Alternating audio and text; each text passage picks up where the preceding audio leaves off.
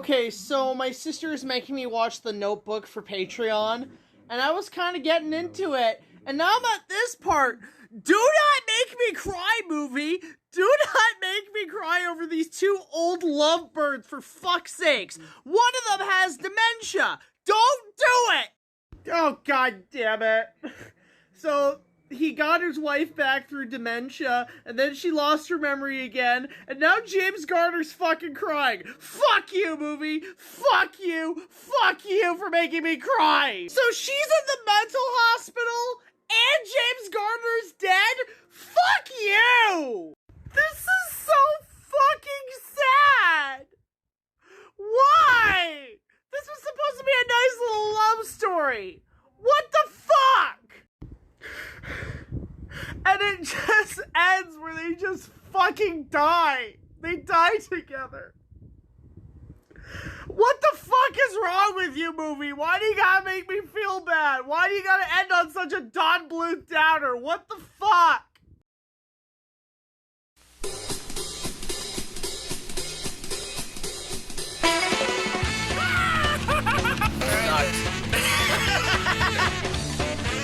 It's so dark. It was amazing! Oh, wait! There's more! It was awful! I'm back! CGI shit! I rest my case. It was fucking horrible!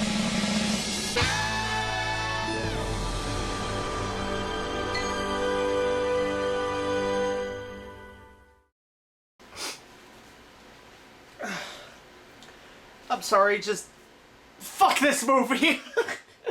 Oh, god damn it. Oh, man.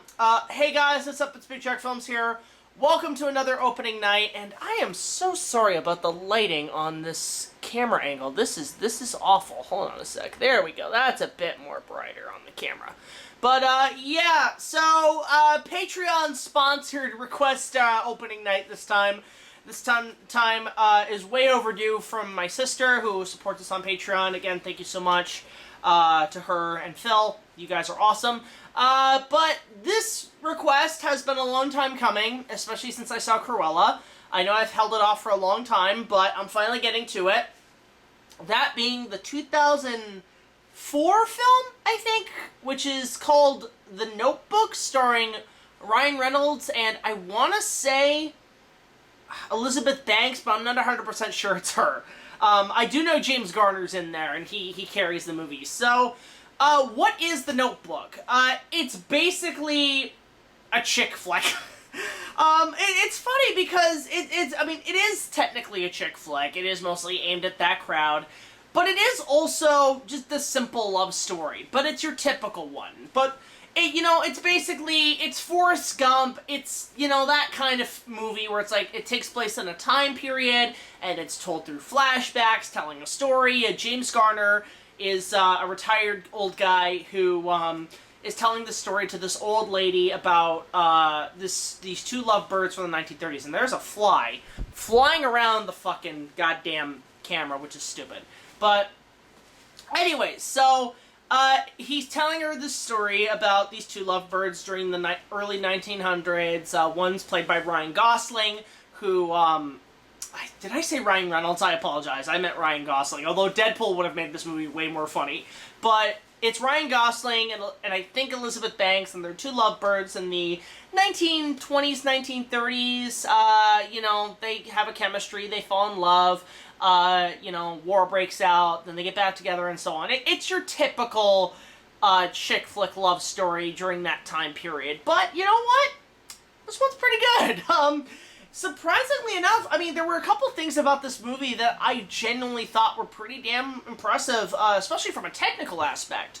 I don't know what the budget was for this, but kudos to them for recreating that time period, the World War II sequence, which is very brief, but it's nice to know that they do establish that, as well as the way it's shot. And the reason I say that is because the way the cinematography's done, there's a lot of glows in the lens and everything.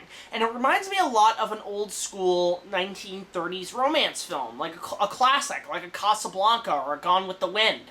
Sort of like that feel to it in the cinematography. So whoever did it, kudos to them. Second thing to say that I liked was the chemistry between the two lovebirds was amazing. This fly will not go away. Jeff Goldblum, you will get your turn. If you want me to do the fly for Halloween, let me know.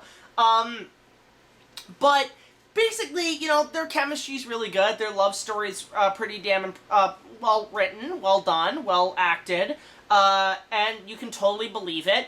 And yeah, it's just a nice little movie. It's a cute little movie.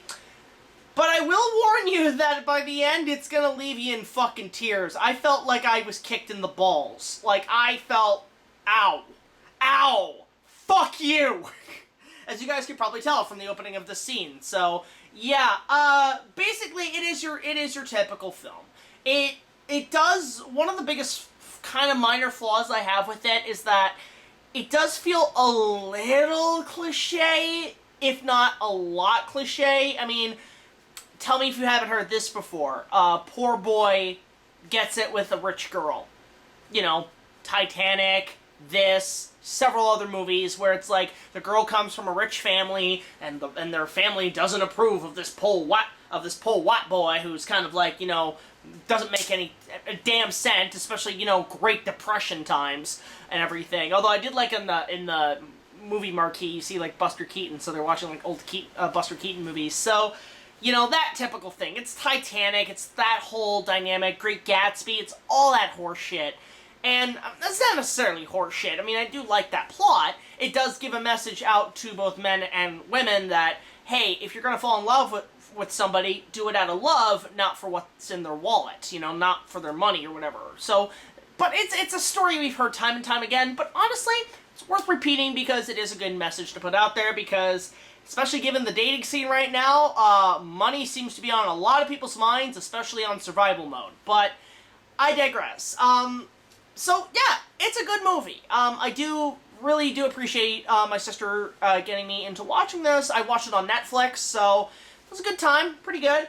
But I do need to talk about that ending because, wow, way to make me feel good all the way through this story and then kick me right in the groin in the last 15 fucking minutes. So, basically, spoilers, as it said in the video in the beginning of this, and that was genuine. I did cry. I did film my reaction for TikTok, because fuck it. Basically, the woman, the old lady that James Garner is telling the story to, that is not only his wife, but they're the two lovebirds. It turns out the old lady, the girl he loves, has dementia, not dementia, it's either dementia or Alzheimer's. Can't remember a thing every few minutes, and he's trying to get her memory back, and at some point she does, and they embrace. It's super sweet. It's like these two old lovebirds who haven't seen each other in years.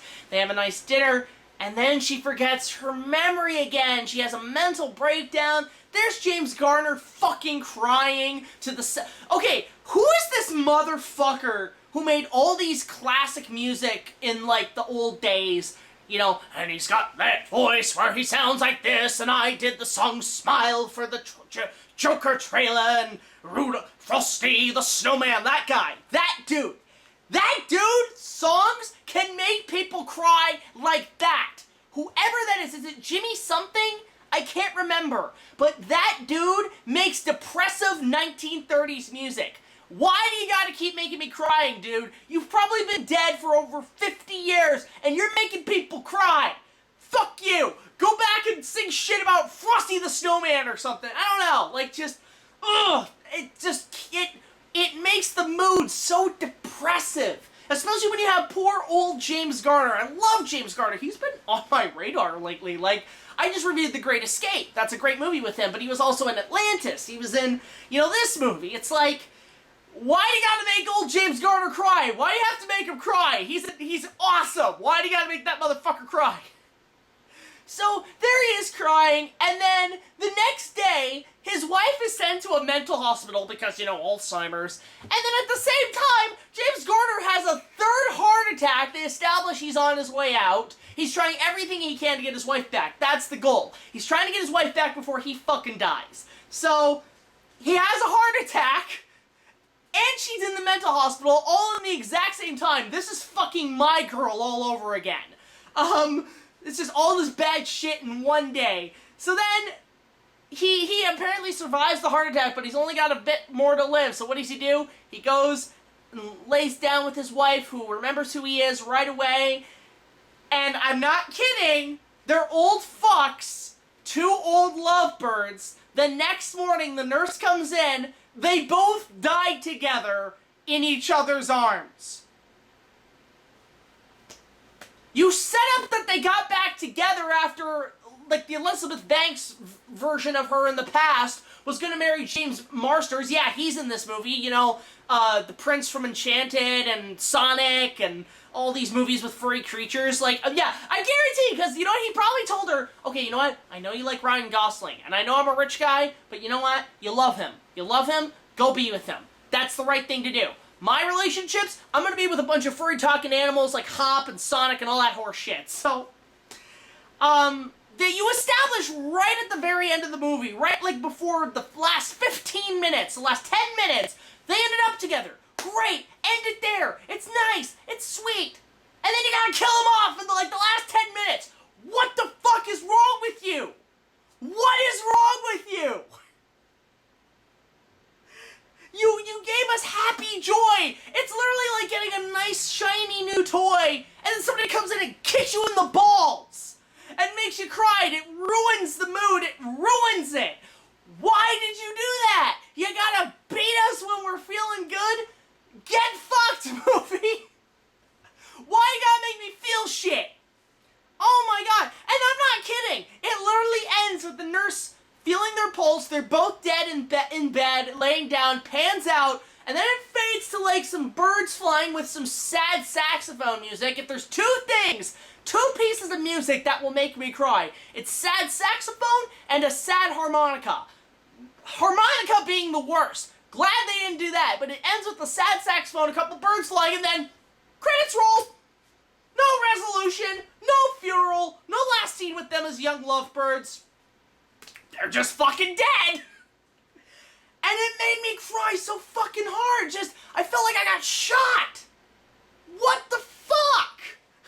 And that's not to say it's a bad thing. I mean, it is a kick to the balls, but good fucking lord, movie. You made me feel things. I don't like feeling things in my movies. I'm a fucking dude. I want to go watch kick-ass movies. But you know what? Give it credit. I do like an occasionally good love story, and this one was kind of cute. You know, I mean, I'll say this for on one hand, it is way better than fucking Cruella. This is like Titanic in comparison. Oh my god. Oh my god, this movie was far superior. Because fuck that piece of dog shit. But yeah, just Notebook.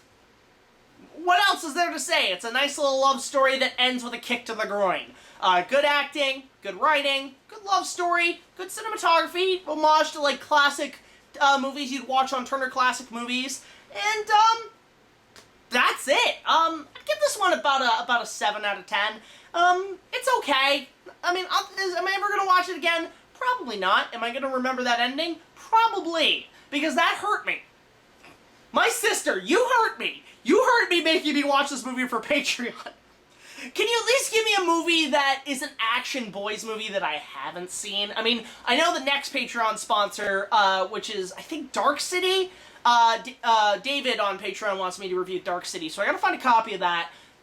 I'll watch that. It's an action movie, so why not? But yeah, 7 out of 10.